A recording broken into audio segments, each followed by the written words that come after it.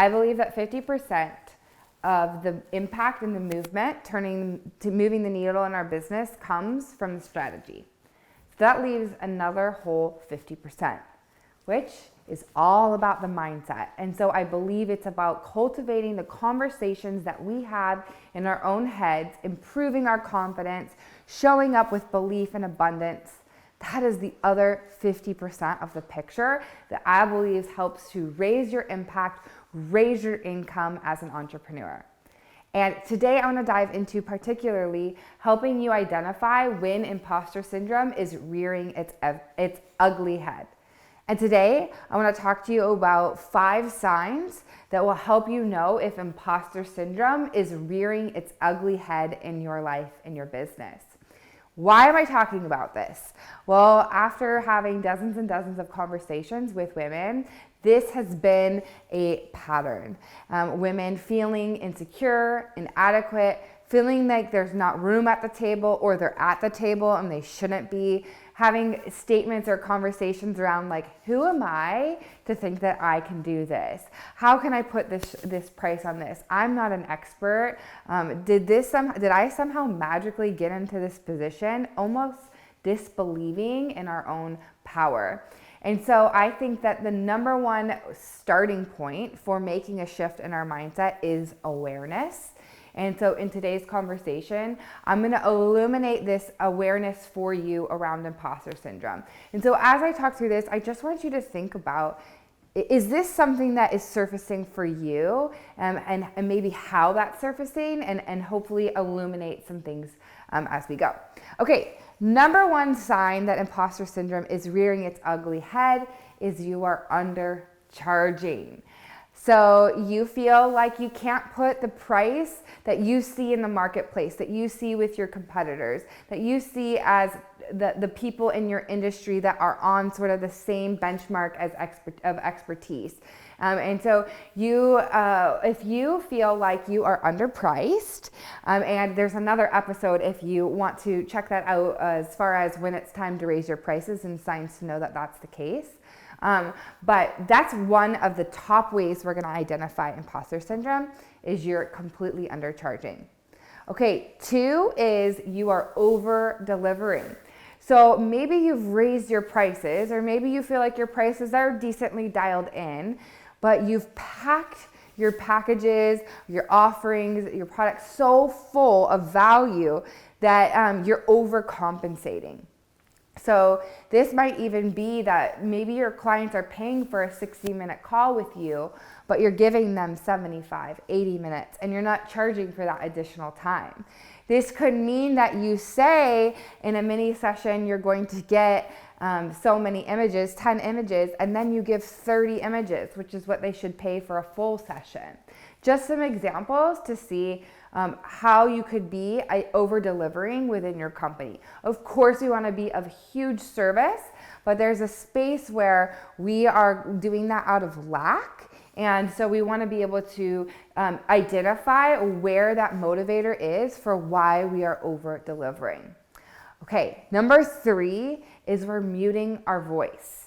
So let me talk about a few phrases here that you might use. They'll be like, oh, yep, that's me feeling like an imposter. That's me not claiming and standing on the firm foundation of who I am and the expert that I am. So you might use a language like, I think that this is the best way for you, or I think that these are the most important things when it comes to SEO. I think that like the branding element, this is the 5 most important whatever. Okay, so you're speaking as an expert to your client on your platform, and you're using the I think. Okay, delete the I think. Just say, I know that these are the 5 things that we need to change about your website. These are the top 5 things. I know that with SEO strategy, the number one best thing to do is Pinterest. Don't say I think. Another one might be using the word maybe, or having the word right at the end. Like, I think right? That's like a questioning. Like, I don't fully know what I'm saying.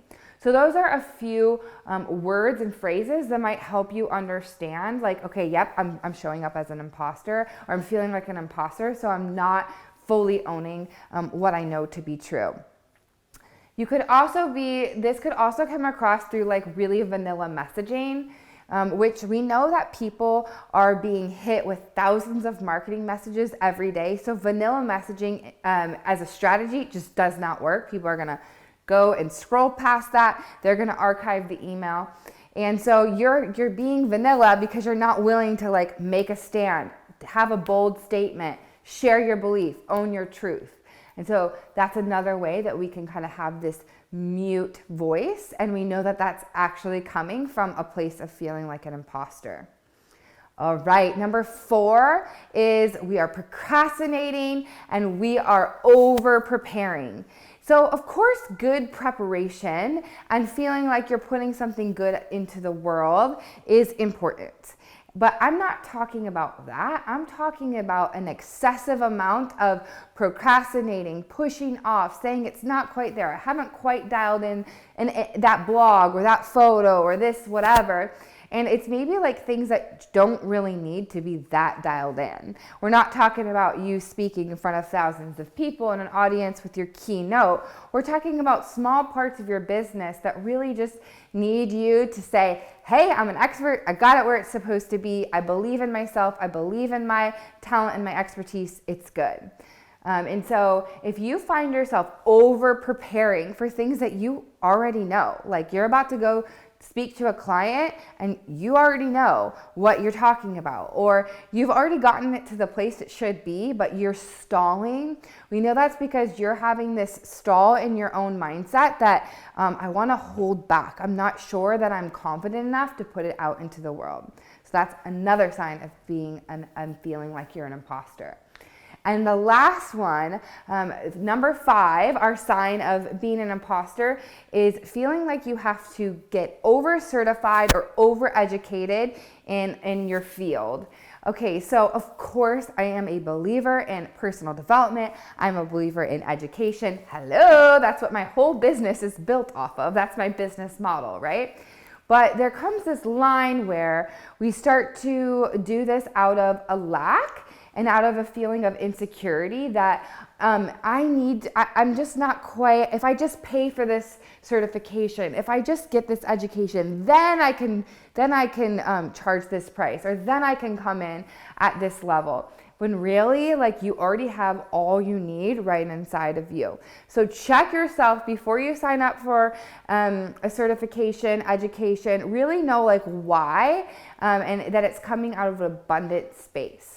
Okay, so those are 5 ways to know that imposter syndrome is kind of rearing its ugly head. I would love to know in the comments, like, which one of those feels like it's resonating with you the most.